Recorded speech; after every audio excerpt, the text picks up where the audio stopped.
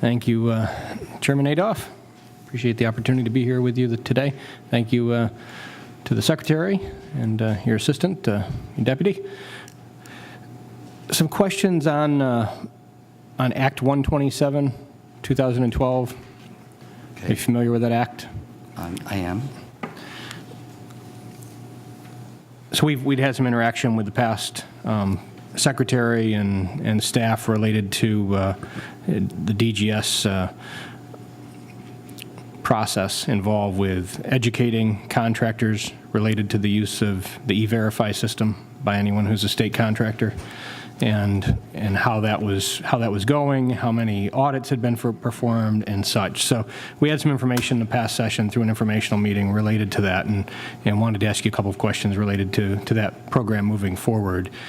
Specifically, do you have a plan? Have you discussed a plan to continue the education of the contractor groups, school districts, local government agencies, and their obligations under the Act?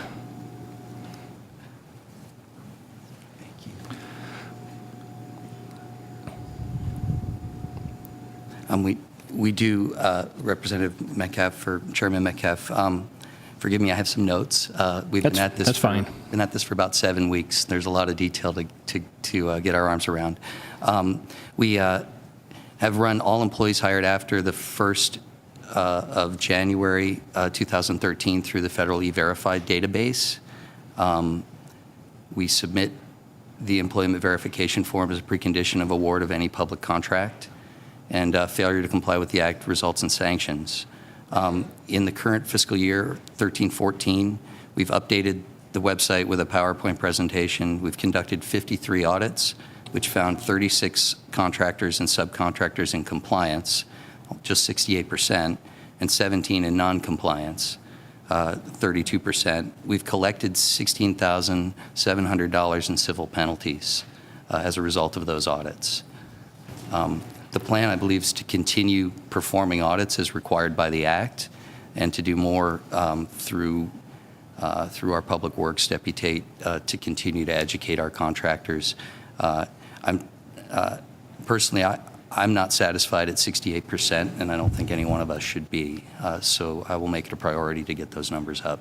Thank you. Thank you. That's you answered several of my questions all in just the one answer there, so I appreciate that. Just for the benefit of the members, if you do have the numbers, I mean, 53 audits, potentially if we audited 100% of the contracts that were out there, how many audits will we be? I mean, of course, it's not realistic. Just for the members and for the audience to understand what the scope of the contracting is that we're looking at, and how small a number 53 is to do audits. Sure. You'll have to bear with me because I'm going to have to ask my colleague. Certainly.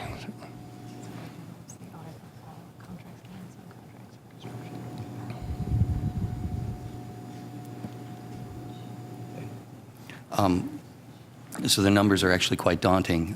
The requirement applies to all contracts and subcontracts, which I'll be happy to get the exact number for you and report back to you, but it's likely well over 1,000. Thank you. I think that just puts us in a ballpark. I appreciate that answer. That would put us in the 5 to 10% ballpark, if being generous. Thank you. So a very small number of audits compared to, and if you have, as you said, 68% compliance, I think is what you mentioned. So across the whole scope of contracting, that's a lot of contracts that would not be in compliance. So, what I would say is presently we do have some fairly severe resource constraints that I'm sure you're aware of. We have one full-time employee devoted to this task who's completed those audits. The audits are fairly involved. So with additional resources, I think we can do a better job. We should look into the business process and see if there aren't ways that we can improve, given those resource constraints. But it is resource intensive. Thank you. Now, as far as the property that the Commonwealth owns, of course, my committee deals a lot with the surplus property disposition plans and with a lot of the properties that are being sold by the state. And we've had some success in moving along some of those properties in the past that weren't being utilized by the Commonwealth any longer, and we've been able to turn those over back into the marketplace or to various organizations that are getting better use out of them than the state has been, and at the same time realize a savings for the taxpayer, both in costs to the facilities to maintain them and the realization of the money that's paid for those properties. As you came in with the new administration, what's your assessment of the total property value that the Commonwealth has under their umbrella of state properties in the state, and what percentage of that do you believe is being underutilized that we should look at disposing of through sale or? Sure, Mr. Chairman. It's going to require a little bit more time to get our arms around the entire value of the entire portfolio of Commonwealth property in response to that question. With respect to what is currently has been surplused and is pending sale, there are approximately 20 properties with an estimated value of about $9 million that are currently pending sale. I'd like to commend my predecessor, Secretary Phillips, for really executing a plan to accelerate the sale of properties once they'd been declared surplus. I believe that the team over the last 2 years has doubled the rate at which we're able to move those unused properties off the books and has generated substantial funds through that process. That said, I think there's still huge opportunity here. My sense, having dug into the process over the last 7 weeks, is that in many respects it's broken. In many respects, we're working under constraints that were established under a 1929 law, I believe. And what I would love to do over the course of the next year is work with the legislature and work with the agencies involved to try to redesign a process that could be more efficient, that could enable us to move properties off our books once they've been surplused in a more expeditious manner. We will more than likely pay in ongoing maintenance costs for those vacant properties roughly the equivalent of what they're worth over the course of the next year.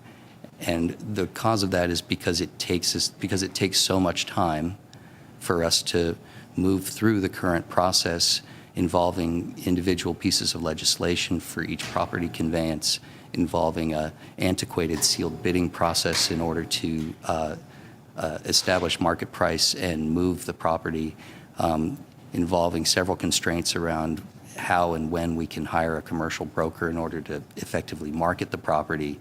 And then finally, in order to ensure that the ultimate disposition of the property is consistent with what the local community, would demand. And I think so. I think there's great opportunity here for us to engage in what I think would be a real bipartisan effort to make that process work more effectively. And I'll be pleased to help lead the charge to make that happen. I look forward to working with you in that regard, as long as the legislature keeps their hand in the approval process, and that we don't give that up in the negotiation process. Wouldn't be something that we'd be favorable toward, but certainly would be more than willing to work with you to try and make it more expeditious and to help save the taxpayers money in the process of realizing some of the profits from selling those properties that are excess. I would say that maintaining the legislature's valid and important role in determining the ultimate disposition of those properties would be a prerequisite for any action that we might take. I'd just be looking for a mechanism that enables us to reduce the cycle time. Thank you. Thank you, Mr. Secretary. Thank you, Chairman Adolph.